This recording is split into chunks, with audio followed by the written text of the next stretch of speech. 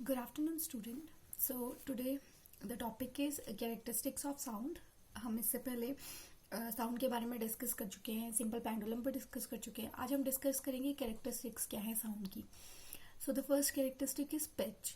So pitch is a characteristic of sound by which you can distinguish a shrill sound from a grave or whole, मतलब थोड़ी भारी sound जैसे हम कह सकते हैं. Even though the two sounds have same loudness. यानी loudness is other thing and pitch is an other thing. So pitch जो होती है वो श्रिल होती है साउंड में कि कितनी पतली आवाज है. जैसे हम अगर कंपेयर करें तो लड़कियों की आवाज थोड़ी ज्यादा पतली होती है जबकि लड़कों की आवाज थोड़ी भारी होती है.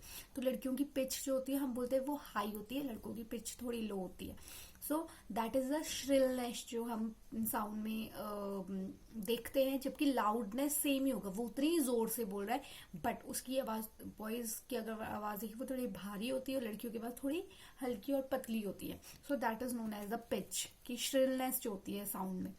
The pitch of the sounds depends upon the frequency of vibration. Frequency of vibration पे जो है पिच डिपेंड करती है. मैंने इससे पहले आपको फ्रीक्वेंसी जो है वो करवाई थी कि फ्रीक्वेंसी होती क्या है, कि नंबर ऑफ ऑसिलेशन अगर कितनी कवर हो रही है टाइम किसी पर्टिकुलर टाइम में, that is known as the frequency. So that is one wave.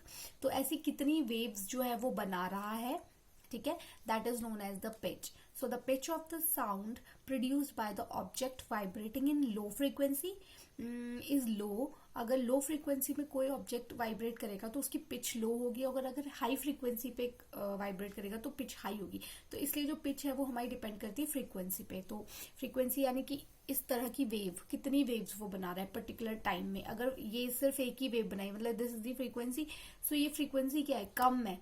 सो यानी पिच भी कम, लो होगी. So next is, in this diagram you can see that the pitch of the sound produced by an object vibrating in high frequency is high and the sound is called shrill sound.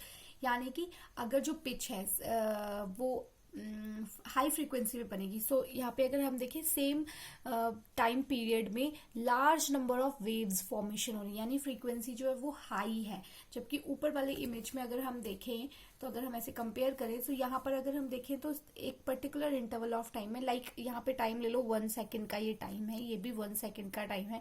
तो इन दोनों 1 second के time पे यहाँ पे number of waves जो है सिर्फ एक है, जबकि यहाँ पे 2 to 3 और 4 वेव्स जो है वो एक टाइम पीरियड में बन रही हैं. सो इट मीन्स यहाँ पे फ्रीक्वेंसी ज्यादा है, यहाँ पे फ्रीक्वेंसी कम है. तो यहाँ फ्रीक्वेंसी कम है तो पिच भी कम होगी, और यहाँ फ्रीक्वेंसी ज्यादा है तो पिच भी इसकी क्या होगी, हाई होगी. सो दैट इज वाई जो पिच होती है हमारी वो फ्रीक्वेंसी के ऊपर डिपेंड करती है. So the higher the frequency of the sound the higher will be the pitch. यानी जितनी हाई फ्रीक्वेंसी होगी किसी भी साउंड की उतनी ज्यादा उसकी पिच होगी. इवन दो जो लाउडनेस है वो सेम हो सकती है, कि लाउडनेस उसकी सेम हो सकती है बट पिच डिपेंड करेगी फ्रीक्वेंसी पे. अगर हम इसका एक एग्जाम्पल जो है वो कंसिडर करें, so we can see that जो फ्लूट होती है, बांसुरी होती है, तो उस पर जो साउंड प्रोड्यूस होती है वो वाइब्रेशन की वजह से होती है, क्योंकि एयर वाइब्रेट करती है उसके अंदर, उसकी वजह से जो है वो साउंड प्रोड्यूस होती है. ठीक है, तो जो फ्रीक्वेंसी है वाइब्रेशन की वो चेंज होती रहती है. इस वजह से जो साउंड प्रोड्यूस हो रही है वो कंटिन्यूसली फ्लक्चुएट करती रहती है. उसका रीजन क्या होता है, उसका रीजन होता है कि जो फ्रीक्वेंसी है एयर की वो वेरी कर रही है. सो द वाइब्रेशन, इसलिए वाइब्रेशन क्या होती है, that get changed by the closing of holes of fluid by changing the length of the column. यानी कि जब आप फ्लूइड बजाते हैं तो बेसिकली उसमें होल्स होते हैं, और उन होल्स को हम क्या करते हैं, जब फ्लूइड बजाते हैं तो कुछ होल्स को हम बंद करते हैं, कुछ को खोलते हैं, और फ्रीक्वेंसी जो है वो चेंज करते हैं एयर की. तो when more holes of the fluids are close, the note of lower pitch is produced. यानी कि जब ज्यादा नंबर ऑफ होल्स होंगे वो क्लोज होंगे तो पिच फ्रीक्वेंसी उसकी कम हो जाएगी, और फ्रीक्वेंसी कम हो जाएगी तो पिच भी कम हो जाएगी. ठीक है, सिमिलरली अगर उसके कम होल्स जो होंगे वो खुले होंगे, मतलब ज्यादा होल्स जो है वो बंद है, तो अगर कम होल्स जो होंगे उसके क्लोज होंगे, बंद होंगे सॉरी, सो हायर पिच और फ्रीक्वेंसी जो होगी वो उसकी होगी, और उस हिसाब से जो है हम देखते हैं सुर बनते हैं।